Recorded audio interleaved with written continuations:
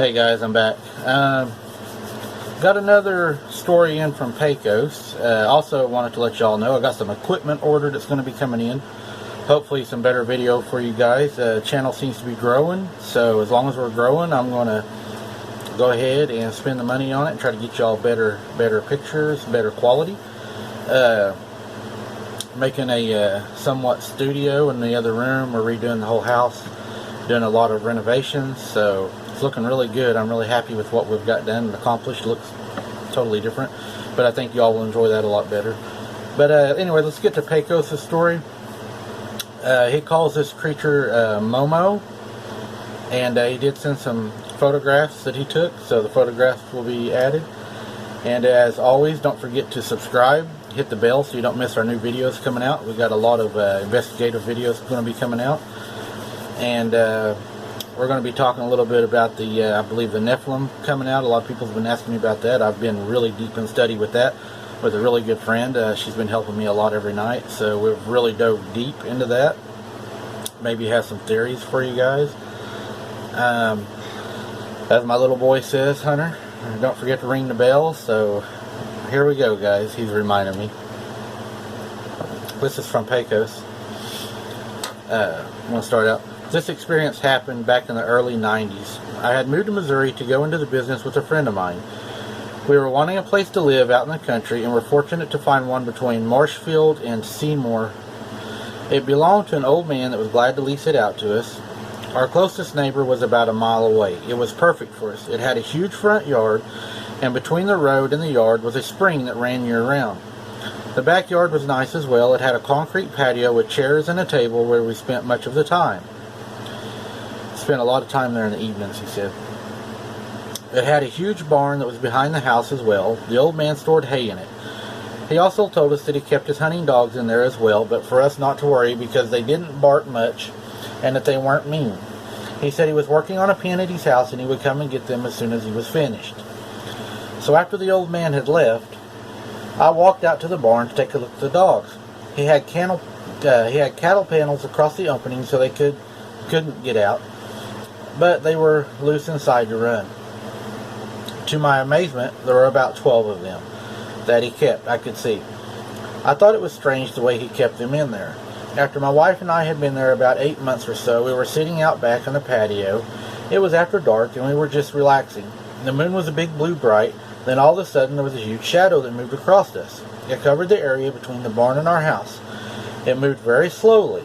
We looked up and couldn't see or hear anything. We really didn't think much about it at the time. I remember my wife saying, "It must have been a big old owl flying in the front of the moon." I didn't want to sound like a smart ass, so I kept my mouth shut, knowing it had to be something a lot larger to cover the area of land, approximately an acre. We sat out there a bit longer, and after we had got ready to go in for bed, I had already went to bed and about to fall asleep. I heard the dogs start to raise hell in the barn. I grabbed my flashlight and my shotgun and I rushed to the barn to see what all the commotion was. I shined my light inside and noticed the dogs were barking and growling towards the corner. They were all in a line facing that one corner, but I couldn't see anything in the corner and those dogs weren't coming off it. I hollered at them to shut up, but they stayed on it. Whatever it was that they could see, but I couldn't. I thought it might have been a big old barn rat or something, so I went back to the house and went back to bed. It was probably around 11 or 12 at the time. I'm sure I was sleeping well when my wife woke me up saying the dogs must have gotten out of the barn and are now out front barking at something else. I was thinking to myself about how the old man said that there wasn't much barkers. But after getting my eyes focused and waking up and wondering whose dogs were out front, because the old man kept those dogs locked in the barn, so kind of freaked me out and trying to figure out what dogs are out front. We didn't have a yard light but a porch light, and it wasn't very bright. I looked out the window and I couldn't see anything but could hear the dogs raising hell. I put my clothes on, proceeded to the front door. It was probably 30 yards to the road from the front door. As I was walking toward the commotion, I could see that there was an old man's dog.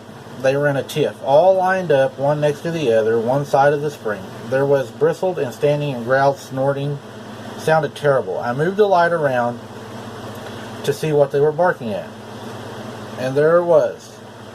Starting right into his eyes, I wanted to pop off a shot, but I could not move. The creature was about 8 foot tall and very muscular. His face was pale or even pinkish. It had long white hair about 6 inches long all over its body, except for there was no hair on its face. He had his hands out in front of him, making some kind of motion as if I thought it was directing towards me or if it might have been trying to communicate with me. I don't know if he was trying to talk to me or what. To this day, I don't know. But what it seemed to be an hour looking at it, it turned and went down the road a bit, and I seen it step over a 5-strand barbed wire fence like it were stepping over a log. It seemed effortless to him. I went back to the house and told my wife what I had seen. She said, I know, and I seen it too whenever you had the light on it. She said it could have been an escaped gorilla from the animal park that was 30 miles away. I told her it wasn't no gorilla. It was built like a man. We talked about all the weird stuff that led up to the sighting and never figured out the answers. We never had anything else like that happen there after that. The old man finally came and got his dogs, and there was finally peace. Except often wondered what the big shadow was. I have an idea, but I didn't let on to her about it. He said thank you and feel free to share Pecos. He attached some videos with it. I will share the videos with you guys. Or not videos, I'm sorry, photographs. I will put the photographs up now so that y'all can view those. As always, look forward to y'all's comments, theories. I'm open to everything. Like I said, I read them, I put them out there. Pecos has sent in a lot of stories, so, you know, feel free to take a look, and I hope you all enjoy, and we'll see you on the next one.